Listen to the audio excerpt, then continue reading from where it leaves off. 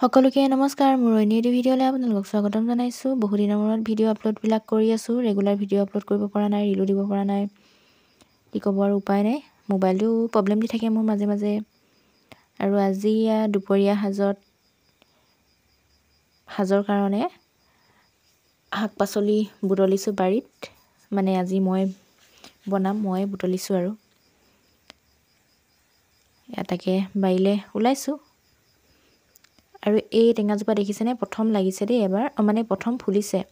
আৰু ৰখেনে নৰখে আৰু, ৰখিলে হয়, নহ'লে আকৌ বেলেগৰ ঘৰত কিমান আৰু টেঙা বিচাৰি থাকিম আৰু, কিমান টেঙা খোৱা হয় আমি জুম বান্ধি। এইবাৰ যদি লাগে ঘৰতে খাব পাম আৰু, বেলেগৰ পৰা নানাকৈ ঘৰৰ পৰাই খাব পাৰিম। আৰু এতিয়া যাওঁ বাৰীত দুপৰীয়া ভাত সাজৰ কাৰণে শাক পাচলি গোটাব লাগিব নহয়। আৰু বকলিকে ছিঙো বুলি ভাবিছোঁ। এয়া চাওক, ছাইডৰ ফালেও বকলি ওলাই গৈছে। আৰু মই ভিডিঅ' এটাত দেখিছিলোঁ দেই, সেই বকলি কাটি দিয়া ঠাৰিটোত গোবৰ লগালে মানে ছাইডৰ ফালৰ পৰা আকৌ ওলাই বুলি। কৰি চোৱা নাই, কৰি থৈ দিব লাগিব সময় পালে মানে। আৰু নাই, বকলি ছিঙি থকাই হয়, কিন্তু ভিডিঅ' কৰা নহয়। আৰু এইপাহ আছে, মানে প্ৰথম কি ধুনীয়া হৈ আছিলে, এতিয়া বৰষুণ দি দিলে নহয়, গোটেই ফুলজাৰি নিচিনা হৈ গৈছে আৰু, মানে গেলি যোৱা নিচিনা হৈছে। প্ৰথম মই দেখুৱাইছিলোঁ ভিডিঅ'ত আপোনালোকক, পাতখিনি সিমানো ডাঙৰ হোৱা নাছিলে নেকি। আৰু 3 পাহ ছিঙি লওঁ বুলি ভাবিছোঁ।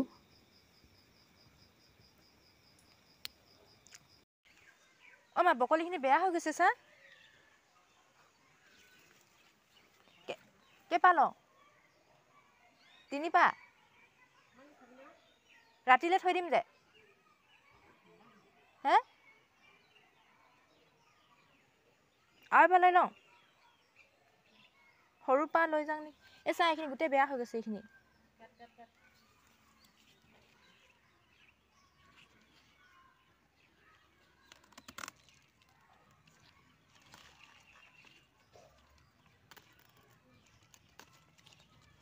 এইফালে মোৰ চিঙা হৈ গ'ল।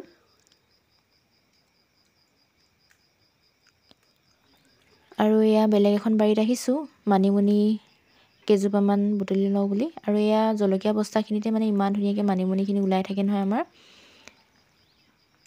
একো কষ্ট কৰিবলগীয়া নহয়। কিন্তু কোনোবা এটা ছিজনত, গৰম দিনত নেকি, নাথাকে, এজোপাও নাথাকে, অকণি ওলায়। এইটো টাইমত আকৌ গোটেই মানে বস্তা যিমান চাব গোটেই ফুল আমাৰ মানিমুনি মানে। আৰু আপোনালোকে পৰাপক্ষত দিনটোৰ মানে কোনোবা এটা সাজত মানিমুনিটো খাবই কিন্তু দেই, স্বাস্থ্যৰ কাৰণে বহুত উপকাৰী। মই দিনটোৰ এসাঁজ খাওঁ, মানে প্ৰত্যেক দিনাই কেঁচাকৈ খাওঁ। আজি অলপমান বেলেগকৈ খাম, পাতত দি খাম বুলি ভাবিছোঁ। এয়া কচু কেইডালমানো বুটলিলোঁ ঘৰতে, ৰুবলগীয়া কচু আছিলে টেপু, তাতে ওলাই আছিলে কেইডালমান, তাকে বুটলিলোঁ। লগতে এয়া লাই থুৰি, মায়ে ছিঙি দিলে লাই থুৰিখিনি। এয়া আলু 2টা লৈ লৈছোঁ, বকলি আলুৰ লগত বনাম। আৰু বনাই মেলি হৈ গ'ল। আৰু বনাই থকা ভিডিঅ' নেদেখুৱালোঁ আৰু। এইফালে চালাড দেই, কবি, বুট, বিলাহী, ধনিয়া পাত কেইখনমান কাটি দিছোঁ। এয়া কচুৰ পিটিকা, লাই থুৰি, বকলি আলু, আৰু ইফালে ৰঙা যে দেখিছে, ৰঙা মৰিচা আৰু আলু দেই, বৌয়ে দি পঠিয়াইছিলে। এফালে মানিমুনি পাতত দিয়া। খাবলৈ কিন্তু বৰ সোৱাদ হৈছিলে দেই, আপোনালোকে বনাই চাব। মই মানিমুনি পিটিকা খোৱা হোৱা নাই, কিন্তু বৌয়ে কৈছিলে আমাৰ ওচৰৰ, খাবলৈ খুব ভাল বুলি। আজি খাই চালোঁ, ভাল পালোঁ দেই। মানে পাতত দিয়াৰ পাছত অকণমান হেৰি কৰি দিব লাগে, মিঠাতেল অলপমান দি দিব লাগে। আৰু কচু পিটিকাখিনি মই তেনেকৈয়ে বনালোঁ। কেতিয়াবা দেখুৱাম মই সময় সুবিধা পালে, মানে ৰেচিপি মানে কেনেকৈ বনাওঁ আৰু সেই তেনেকৈ দেখাম। আৰু এয়া গোটেই মোৰ আজি খাদ্য সম্ভাৰটো নিজেই মই প্ৰস্তুত কৰা, ভাতকেইটাৰ বাহিৰে। ভাতকেইটা মায়ে বনাই দিলে, আৰু যিমানবোৰ দেখিছে সকলোবোৰ মই বনালোঁ দেই আজি।